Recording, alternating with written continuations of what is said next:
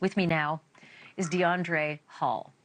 Deandre was the investigator who tracked down and locked up that accused killer, Joey Fournier. He did it last year. Fournier is one of those escapees on the run tonight. Mr. Hall, who tracked him and cuffed him, was born and raised in Macon, Georgia. He worked for the Bibb County Sheriff's Department for 13 years, but he is now running for sheriff, and he joins me now exclusively. Sir, thank you so much for being here. Finding these escapees, I would think, is very personal for you, especially since you cuffed Fournier. Tell me a little bit about your mission and whether you think you're actually going to find them. Absolutely. Mr. Fournier, this case I worked back in February of 2022. The victim being Miss Sydney Berry. In this particular case, we was able to solve this case pretty quick in probably like a 2-day time span. With all the resources and stuff that we use, it's kind of unfortunate to know that he was able to freely just walk away. And it's even more unfortunate for the family. I'm pretty sure they're still grieving, coping with the loss of Miss Sydney Berry. So for me, it's more so that this is a disservice to the family to know that he's gotten away freely without facing his consequences that he deserves to face for the murder that he was charged with. So hopefully he will be captured pretty soon. So yeah. Mr. Hall, I know you have some additional details about the night that the four of them broke out and went around back of the jail structure. What else did you learn about this? From my understanding, when they left out of the jail, they went behind a building that was across from the jail and got dressed, possibly changed into clothes. From my understanding, there were clothes located on the ground behind a particular building. Clothes or jumpsuits? Because the orange jumpsuits are very visible if they're on the run. What were the jumpsuits found behind the building, behind the jail? I'm going to assume that it was the jumpsuits. From my understanding, I was just told that the clothing were found. So I'm assuming they changed from the jumpsuits to other clothing. So I know, listen, you have a dog in this fight in terms of the fact that you're running for sheriff, and I know you're very critical of the current sheriff. I'm frustrated just as a layperson. I'm not running and I'm not a jailer, but I'm a citizen who likes to stay safe.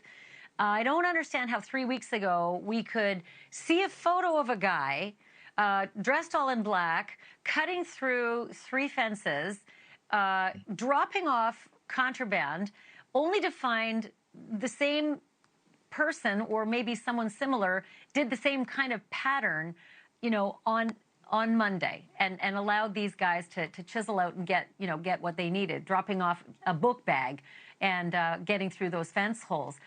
How on earth could that have happened? How on earth, after the break-in, could they have not been more careful about the break-out? It just goes to show that the security of the jail has been compromised. When you get to a point where it's one thing for people to break out of jail, but when you got people freely breaking into the jail, not once, but twice, I feel like that's a problem in itself. And it shows the incompetence of the leadership for, the security of the jail and for the staff. There should be more safety measures taken to protect those employees working in the jail. But at this point, it's kind of hard to say, but something clearly has to be done. It's vital at this point. I'm also a little confused about why I haven't seen the same kind of response as we saw with Danilo Cavalcante in Pennsylvania. We saw helicopters and dogs. We saw U.S. Marshals everywhere. We saw them on foot, horseback. It was sort of like an APB. Now, he was a convicted murderer, but Fournier is an accused murderer. So we look at this timeline, escaping at 3:30.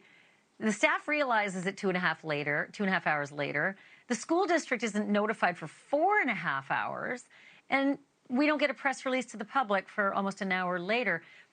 And where is the all hands on deck search? Why is it so different than what I would have thought, would be pretty big, since there's 4 of them? From my understanding, there was a search. I don't know to what extent the search was, but out of all of this, more so than anything, it should have been more transparency with letting the community know that these guys had escaped in a timely manner. Because people had, like you said earlier, kids going to school, people were out going to work. There was no video footage of these guys actually getting into a vehicle, so they could have been out on foot And who's to say who they could have came in contact with? But for the safety of the community, the public should very well have been notified sooner. Feel like it. I also feel like we should have seen, you know, the heavy presence of trackers and those who search and try to find escaped, you know, dangerous convicts or escapees who are awaiting trial. I can't thank you enough, Mr. Hall, for doing this. Stay in touch with us and keep us updated about any other information that you may hear about this. Thank you again. Thank you for watching. Go to newsnationnow.com to find NewsNation on your television provider. And don't forget to click the red subscribe button below to get more of NewsNation's fact-driven, unbiased coverage.